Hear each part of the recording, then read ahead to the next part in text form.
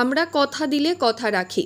শনিবার বর্ধমান পূর্ব লোকসভা কেন্দ্রের তৃণমূল প্রার্থী ডক্টর শর্মিলা সরকারের সমর্থনে একটি প্রচার জনসভাতে যোগ দিয়ে এমনটাই বললেন অভিষেক বন্দ্যোপাধ্যায়। এদিনই পূর্ব বর্ধমান জেলার জামালপুরের প্রচার জনসভার মঞ্চ থেকে তিনি শর্মিলা সরকারকে বিপুল ভোটে জয়যুক্ত করার জন্য আহ্বান জানানোর পাশাপাশি তিনি সাধারণ মানুষের উদ্দেশ্যে বলেন, আমরা কথা দিলে কথা রাখি। বকেয়া 100 দিনের কাজের টাকা রাজ্য সরকার মিটিয়ে দেওয়ার দায়িত্ব নিয়েছে এবং সেই টাকা ইতিমধ্যেই অনেকের অ্যাকাউন্টে পৌঁছে গিয়েছে। ঠিক সেরকমই আবাস যোজনার টাকাও রাজ্য সরকার দেবে, এমনটাই ফের তিনি বললেন এদিনে। কারা মাঝখান হাত তুলুন, হাত নামাবেন না, তুলে রাখুন। আমি সংবাদ মাধ্যমের প্রতিনিধিদের বলবো, এই ছবিটা তুলুন, আমার ছবি দেখাতে হবে না। এই ছবিটা তুলে আপনাদের গণমাধ্যমে সংবাদ পত্রিকায় ছাপুন।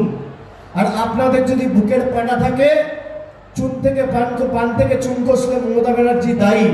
যারা মাছ খায় তাদেরকে হিন্দু বিরোধী বলছে। ক্ষমতা থাকলে সন্ধ্যেবেলা আলোচনা সভা করে এই ছবিটা প্রকাশ করে দেখান। বাংলার কি ক্ষমতা? কৃষক বিরোধী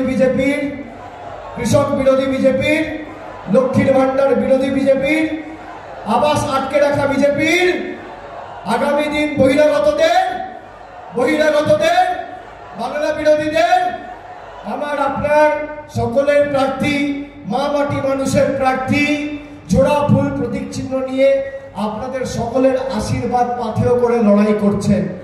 আপনারা ডক্টর শর্মিলা সরকারকে 4 নম্বর বোতাম টিপে আগামী দিন জেতাবেন।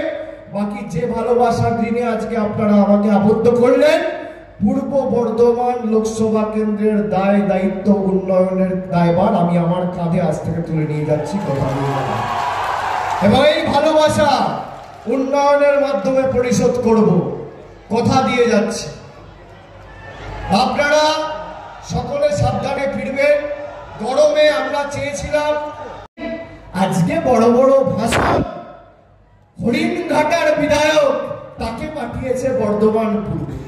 আমি বীরভূমে সভা করে এলাম, 15 দিনে 2 বার প্রার্থী পাল্টেছে। কি অবস্থা এদের ভাবুন। মায়েরা, আমি আপনাদের এই মঞ্চ থেকে কথা দিচ্ছি, আমি ভেবে চিন্তে কথা বলি, কথা দিলে কথা রাখি। আমি হাওয়ায় কথা বলি না। আমি নবজোয়ার থেকে শুরু করে বিধানসভা বা যে কোনো দলীয় কর্মসূচিতে যেখানে গেছি, আমার সীমাবদ্ধ সামর্থ্য, এখতিয়ার, ক্ষমতা অনুযায়ী মানুষকে যে কথা দিয়েছি, আমি অক্ষরে অক্ষরে কথা রাখার চেষ্টা করেছি। আমি আপনাদের বলছি, যারা আবাসের জন্য নিবেদন করেছিলেন, আজকে শুনে রাখুন, প্রায় 48 দিন হয়ে গেল আমি বিজেপির ছোট থেকে চুনোপুটি থেকে শুরু করে বড় নেতা, আমি সবাইকে চ্যালেঞ্জ করেছিলাম যে 21-এ হারার পর আপনারা যদি প্রমাণ করতে পারেন যে কেন্দ্র সরকার আবাসে 10 পয়সা দিয়েছে রাজ্যকে, তাহলে আমি রাজনীতি ছেড়ে দেবো, তৃণমূলের হয়ে কোনোদিন ভোট চাইতে যাব না। আজকে 48 দিন হয়ে গেল শ্বেতপত্র প্রকাশ করতে পারেনি।